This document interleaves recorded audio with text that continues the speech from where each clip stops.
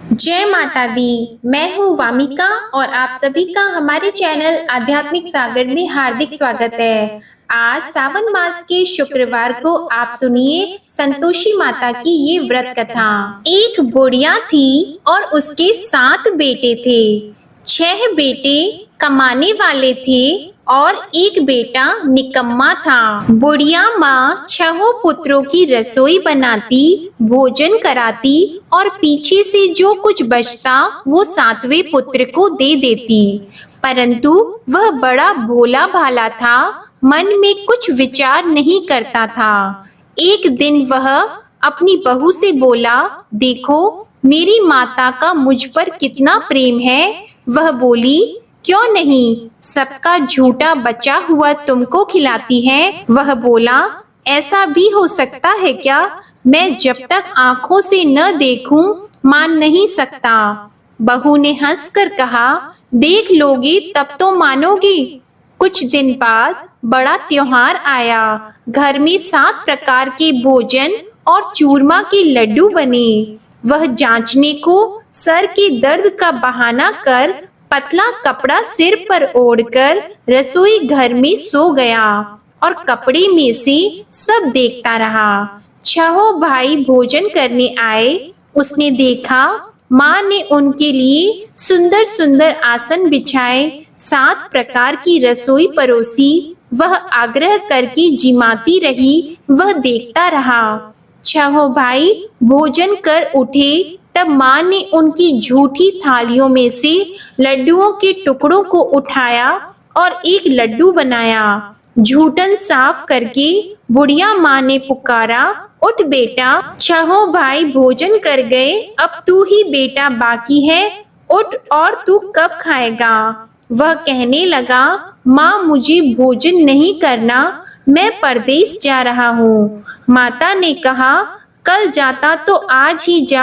वह बोला, हाँ हाँ आज ही जा रहा हूँ। यह कहकर वह घर से निकल गया। चलते समय उसे बहू की याद आई। वह गौशाला में कंडे थाप रही थी। वह उसे जाकर बोला कि मेरे पास तो कुछ नहीं है, यह अंगूठी है सो ले लो और अपनी कुछ निशानी मुझे दे दो। वह बोली कि मेरे पास क्या है, यह गोबर भरा हाथ है। यह कहकर उसकी पीठ में गोबर के हाथ की थाप मार दी और वह चल दिया। चलते चलते दूर देश में पहुंचा। वहां पर एक साहूकार की दुकान थी। वहां जाकर बोला, भाई मुझे नौकरी पर रख लो। साहूकार को नौकर की जरूरत थी। साहूकार उससे बोला, तू नौकरी पर रह जा। लड़के ने पूछा, तनख्वाह क्या रहेगी? साहूकार ने कहा, काम देखकर दाम मिलेंगे। साहूकार की नौकरी मिल गई। वह सवेरे 6 बजे से रात्रि 12 बजे तक नौकरी करने लगा। कुछ दिनों में दुकान का लेन देन, हिसाब किताब, ग्राहकों को माल बेचना, सारा काम करने लगा। साहूकार के 7-8 नौकर थे। वे सब चक्कर खाने लगे कि यह नया नौकर बहुत होशियार बन गया है। सेठ ने भी काम देखा और 3 महीने के अंदर ही उसे मुनाफे का साझीदार बना लिया। 12 वर्ष में वह नामी सेठ बन गया और मालिक सारा कारोबार उस पर छोड़कर बाहर चला गया। अब बहू पर क्या बीती वह सुनो। सास ससुर उसे दुख देने लगे। सारी गृहस्थी का काम करा के उसे लकड़ी लेने जंगल में भेजते।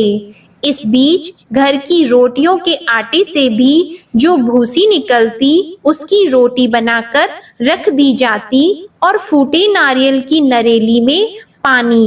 इस तरह दिन बीतते रहे। एक दिन वह लकड़ी लेने जा रही थी कि रास्ते में बहुत सी स्त्रियां संतोषी माता का व्रत करती दिखाई दी। वहां यह खड़ी होकर कहने लगी, बहनों, यह तुम किस देवता का व्रत करती हो और इसके करने से क्या फल होता है? इस व्रत के करने की क्या विधि है? यदि तुम अपने इस व्रत का विधान मुझे समझाकर कहोगी तो मैं तुम्हारा बड़ा एहसान मानूंगी।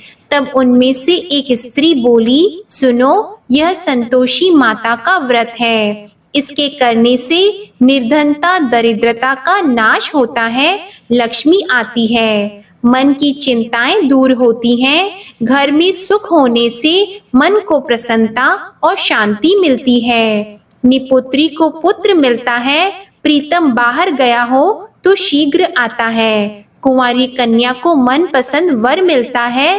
राजद्वार में बहुत दिनों से मुकदमा चलता हो तो वह भी खत्म होता है। कलह क्लेश की निवृत्ति हो, सुख शांति हो, घर में धन जमा हो, पैसा जायदाद का लाभ हो और भी मन में जो कुछ कामना हो वह सब इस संतोषी माता की कृपा से पूरी होती है। स्त्री कहने लगी, 1.25 आने का गुड़ चना लेना, इच्छा हो तो 5.25 आने का लेना या 1.25 रुपए का भी, सहूलियत के अनुसार ही लेना, बिना परेशानी श्रद्धा और प्रेम से जितना भी बन सके सवाया लेना। 5.25 पैसे से 5.25 आने तथा इससे भी ज्यादा शक्ति और भक्ति के अनुसार ले लेना। हर शुक्रवार को निराहार रहकर कथा कहना और सुनना। इसके बीच क्रम टूटे नहीं, लगातार नियम पालन करते रहना। सुनने वाला कोई न मिले तो घी का दीपक जलाकर उसके आगे जल के पात्र को रखकर कथा कहना, परंतु नियम न टूटे। जब तक कार्य सिद्ध न हो, नियम पालन करना और कार्य सिद्ध हो जाने पर व्रत का उद्यापन करना। 3 मास में माता फल पूरा करती है। यदि किसी के खोटे ग्रह हो तो भी माता 1 वर्ष में अवश्य कार्य सिद्ध करती हैं। कार्य सिद्ध होने पर ही उद्यापन करना चाहिए, बीच में नहीं करना चाहिए। उद्यापन में 2.5 सेर आटे का खाजा तथा इसी अनुसार से खीर तथा चने का साग बनाना। 8 लड़कों को भोजन कराना। जहाँ तक मिले देवर, जेठ, भाई, बंधु, कुटुंब के लड़के लेना। न मिले तो रिश्तेदारों और पड़ोसियों के लड़के बुलाना। उन्हें भोजन कराकर यथाशक्ति दक्षिणा देना और माता का नियम पूरा करना। उस दिन घर में कोई खटाई नहीं बनाना। यह सब सुनकर बुढ़िया की बहू वहां से चल दी। रास्ते में लकड़ी के बोझ को बेच दिया और उन पैसों से गुड़ चना लेकर माता के व्रत की तैयारी करने लगी। आगे चली और सामने मंदिर है। यह सुनकर माता के मंदिर में जाकर माता के चरणों में लौटने लगी। इसके बाद वह माँ से विनती करने लगी कि हे माँ, मैं निपट मूर्ख हूँ, व्रत के नियम कुछ नहीं जानती हूँ, मैं बहुत दुखी हूँ। हे माता जग जननी, मेरा दुख दूर करो, मैं आपकी शरण में हूँ। माता को दया आई। एक शुक्रवार बीता कि दूसरे शुक्रवार को ही इसके पति का पत्र आया और तीसरे को उसका भेजा हुआ पैसा भी आ पहुंचा। यह देखकर जेठानी मुंह सिकोड़ने लगी। इतने दिनों में इतना पैसा आया, इसमें क्या बढ़ाव है। लड़के ताने देने लगे कि काकी के पास अब पत्र आने लगे, रुपए आने लगा, अब तो काकी की खातिर बढ़ जाएगी, अब तो काकी बुलाने से भी नहीं बोलेगी। बेचारी सरलता से यह कहती है कि भैया पत्र आएगा, रुपए आएंगे तो हम सबके लिए अच्छा है। ऐसा कहकर आंखों में आंसू भरकर संतोषी माता के मंदिर में आकर मातेश्वरी के चरणों में गिरकर रोने लगी। माँ, मैंने तुमसे पैसा नहीं मांगा, मुझे पैसे से क्या काम है, मुझे तो अपनी सुहाग से काम है, मैं तो अपने स्वामी की दर्शन और सेवा मांगती हूँ। तब माता ने प्रसन्न होकर कहा, जा बेटी, तेरा स्वामी आएगा। यह सुनकर खुशी से वह बावली होकर घर जाकर काम करने लगी। अब संतोषी माँ विचार करने लगी, इस भोली पुत्री से मैंने कह तो दिया कि तेरा पति आएगा, पर आएगा कहाँ से, वह तो इसे स्वप्न में भी याद नहीं करता, इसे याद दिलाने तो मुझे ही जाना पड़ेगा। इस तरह माता उस बुढ़िया के बेटे के पास जाकर स्वप्न में प्रकट होकर कहने लगी, साहूकार के बेटे, सोता है या जागता है, वह कहता है, माता सोता भी नहीं हूँ, जागता भी नहीं हूँ, बीच में ही हूँ, कहो क्या आज्ञा है। माँ कहने लगी, तेरा घर बार है या नहीं। वह बोला, मेरा सब कुछ है माता, माँ बाप भाई बहन बहू क्या कमी है। माँ बोली, पुत्र तेरी घरवाली कष्ट उठा रही है, माँ बाप उसे दुख दे रहे हैं, वह तेरे लिए तरस रही है, तू उसकी सुध ले। वह बोला, हाँ माता यह तो मुझे मालूम है, परंतु जाऊं कैसे। परदेश की बात है, लेन देन का कोई हिसाब नहीं, कोई जाने का रास्ता नजर नहीं आता, कैसे चला जाऊं। माँ कहने लगी, मेरी बात मान, सवेरे नहा धोकर संतोषी माता का नाम लेकर घी का दीपक जलाकर दंडवत कर दुकान पर जा बैठना। देखते देखते तेरा लेन देन चुक जाएगा, जमा माल बिक जाएगा, सांझ होते होते धन का ढेर लग जाएगा। अब तो वह सवेरे बहुत ही जल्दी उठकर मित्र बंधुओं से अपने सपने की बात कहता है। वे सब उसकी बात अनसुनी करके खिल्ली उड़ाने लगे। कहीं सपने भी सच्चे होते हैं। एक बूढ़ा बोला, देख भाई मेरी बात मान, इस तरह साच झूठ कहने के बदले देवता ने जैसा ही कहा है वैसा ही करना, तेरा क्या जाता है। अब बूढ़े की बात मानकर वह नहा धोकर संतोषी माता को दंडवत कर घी का दीपक जलाकर दुकान पर जा बैठता है। थोड़ी देर में वह क्या देखता है कि देने वाले रुपया लाए, लेने वाले हिसाब लाए। कोठे में भरे सामानों के खरीदार नगद में सौदा करने लगे। शाम तक धन का ढेर लग गया। मन में माता का नाम लेकर प्रसन्न होकर घर जाने के वास्ते गहना कपड़ा सामान खरीदने लगा। यहाँ के काम से निपट घर को रवाना हुआ। उधर बहू बेचारी जंगल में लकड़ी लेने जाती है। लौटते वक्त माताजी के मंदिर पर विश्राम करती है। वह तो उसका रोज रुकने का स्थान ही था। दूर धूल उड़ती देखकर वह माता से पूछती है, हे माता यह धूल कैसे उड़ रही है। माँ कहती है, हे पुत्री तेरा पति आ रहा है, अब तू ऐसा कर लकड़ियों के 3 बोझ बना ले, एक नदी के किनारे रख, दूसरा मेरे मंदिर पर और तीसरा अपने सिर पर रख। तेरे पति को लकड़ी का गड्ढा देकर मोह पैदा होगा, वह यहाँ रुकेगा, नाश्ता पानी बनाकर खाकर माँ से मिलने जाएगा। तू लकड़ी का बोझ उठाकर जाना और बीच चौक में गड्ढा लाकर 3 आवाजें जोर से लगाना। लो सासू जी लकड़ियों का गड्ढा लाई हूँ, भूसी की रोटी दो, नारियल के खोपड़े में पानी दो, आज कौन मेहमान आया है। माँ की यह बात सुनकर वह बहुत अच्छा माता जी कहकर प्रसन्न मन होकर लकड़ियों के 3 गट्ठे ले आई। एक नदी के तट पर एक माता के मंदिर पर रखा। इतने में ही वह मुसाफिर आ पहुंचा। सूखी लकड़ी देखकर उसकी इच्छा हुई कि अब यहीं निवास करें और भोजन बनाकर खा पीकर गांव जाएं। इस प्रकार भोजन बनाकर विश्राम लेकर गांव को गया। उसी समय बहू सिर पर लकड़ी का गट्ठा लिए आती है। उसे आंगन में डालकर जोर से 3 आवाज देती है, लो सासू जी लकड़ी का गट्ठा लो, भूसी की रोटी दो, नारियल के खोपड़े में पानी दो, आज कौन आया है। यह सुनकर उनकी सास अपने दिए हुए कष्टों को भुलाने हेतु कहती है, बहू ऐसा क्यों कहती हो, तेरा मालिक ही तो आया है, बैठ मीठा भात खाकर कपड़े गहने पहन। इतने में आवाज सुनकर उसका स्वामी बाहर आता है और अंगूठी देखकर व्याकुल हो जाता है। माँ से पूछता है, माँ यह कौन है। माँ कहती है, बेटा ये तेरी बहू है, आज 12 वर्ष हो गए जब से गया है, तब से सारे गांव में जानवर की तरह भटकती फिरती है, काम काज घर का कुछ करती नहीं, 4 समय आकर खा जाती है। अब तुझे देखकर भूसी की रोटी और नारियल के खोपड़े में पानी मांगती है।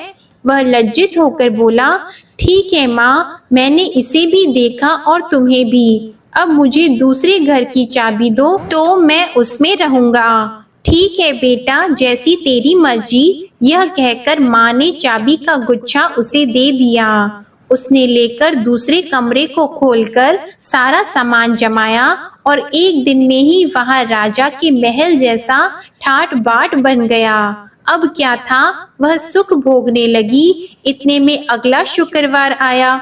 उसने अपने पति से कहा, मुझे माता का उद्यापन करना है। उसका पति बोला, बहुत अच्छा, कर लो, अपनी खुशी से यह भी कर लो। तुरंत ही वह उद्यापन की तैयारी करने लगी। जेठ के लड़के को भोजन के लिए कहने लगी। उसने मंजूर किया, परंतु पीछे जेठानी अपने बच्चों को सिखाती है, देखो भोजन के समय सब लोग खटाई मांगना, जिससे इसका उद्यापन पूरा न हो। लड़के खाना खाने आए, खीर पेट भरकर खाई, परंतु बात याद आते ही कहने लगे, हमें कुछ खटाई खाने को दो। खीर खाना हमें भाता नहीं, यह देखकर अरुचि होती है। बहू कहने लगी, खटाई किसी को नहीं दी जाएगी, यह तो संतोषी माता का प्रसाद है। लड़के उठकर खड़े हुए और बोले, पैसे लाओ। बोली बहू कुछ जानती नहीं थी, सो उन्हें पैसे दे दिए। लड़के उसी समय उठकर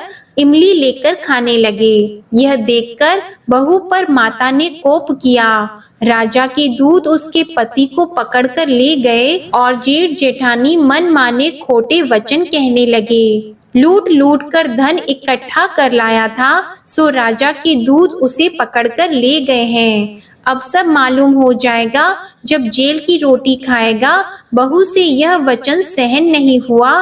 रोती रोती माता के मंदिर में गई और बोली, हे माता, तुमने यह क्या किया?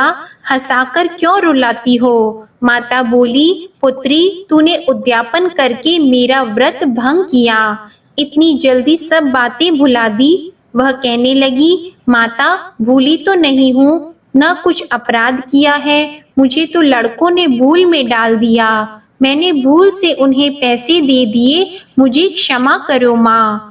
माँ बोली, ऐसी भी कहीं भूल होती है? वह बोली, माँ मुझे माफ कर दो, मैं फिर तुम्हारा उद्यापन करूंगी। माँ बोली, अब भूल मत करना। वह बोली, अब भूल नहीं होगी माता, अब बताओ वे कैसे आएंगे? माँ बोली, जा पुत्री, तेरा मालिक तुझे रास्ते में ही आता मिलेगा। वह निकली, रास्ते में पति आता मिला तो उसने पूछा, तुम कहाँ गए थे?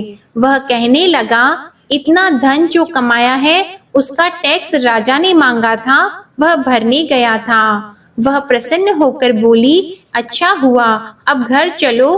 कुछ दिन बाद फिर शुक्रवार आया तो वह बोली, मुझे माता का उद्यापन करना है। पति ने कहा, कर लो। वह फिर जेठ के लड़कों से भोजन को कहने लगी तो जेठानी ने एक दो बातें सुनाई और लड़के सिखा दिए कि तुम पहले ही खटाई मांग लेना। लड़के कहने लगे कि हमें खीर खाना नहीं भाता, कुछ खटाई खाने को दो। तो बहू बोली, खटाई खाने को नहीं मिलेगी, खाना हो तो खाओ। यह कहकर ब्राह्मणों के लड़के लाकर भोजन कराने लगी। यथाशक्ति दक्षिणा की जगह एक एक फल उन्हें दिया। इससे संतोषी माता प्रसन्न हुई। माता की कृपा होते ही 9वें मास उसको चंद्रमा के समान सुंदर पुत्र प्राप्त हुआ। वह पुत्र को लेकर प्रतिदिन माताजी के मंदिर को जाने लगी। माँ ने सोचा कि यह रोज आती है, आज क्यों न मैं ही इसके घर चलूं, इसका आसरा देखूं तो सही। यह विचार कर माता ने भयानक रूप बनाया। गुड़ और चने से सना मुख, ऊपर से सूंड के समान होठ, उस पर मक्खियां भिनभिना रही हैं।